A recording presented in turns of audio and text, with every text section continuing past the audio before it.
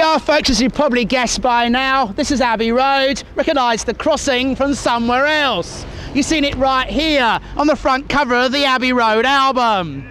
The picture was taken by a guy called Ian Macmillan, who was standing on a step ladder in the middle of the road, just about here, on August the 8th, 1969. He was looking that way down Abbey Road itself, with the Beatles walking towards us across the crossing from the other side.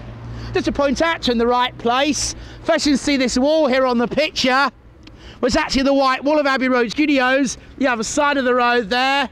And on this side of the road, see the tops of the buildings through the trees, just up on this side. You're in exactly the right place.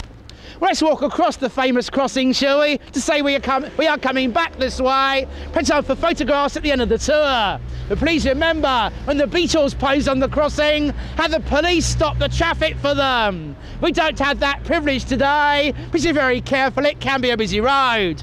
Well, let's walk across and I'll talk more about it the other side.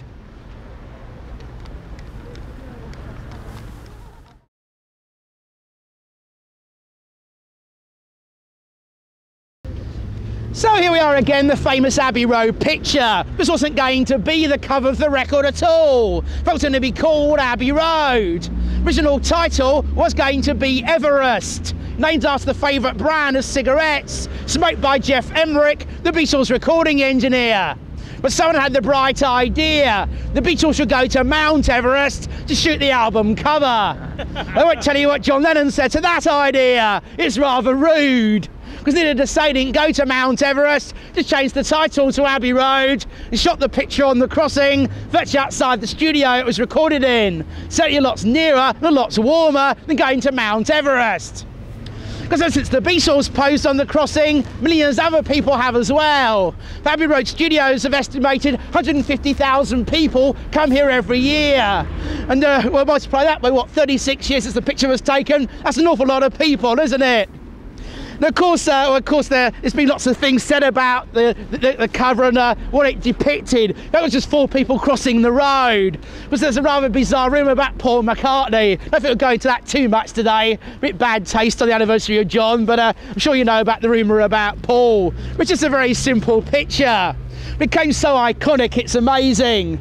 In fact, the Volkswagen Beetle car you see in the picture here belongs to someone living in Abbey House, the apartment block here.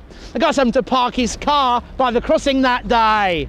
He probably regretted it though. His licence plate was stolen by Beatles fans for years afterwards. If that's the case though, he got his own back. The car's sold at auction in the 1980s, about £2,500.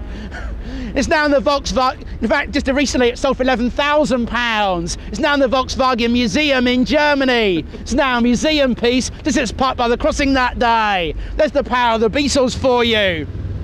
It's a very simple reason also why Paul McCartney went across the crossing barefoot. It's a very hot day.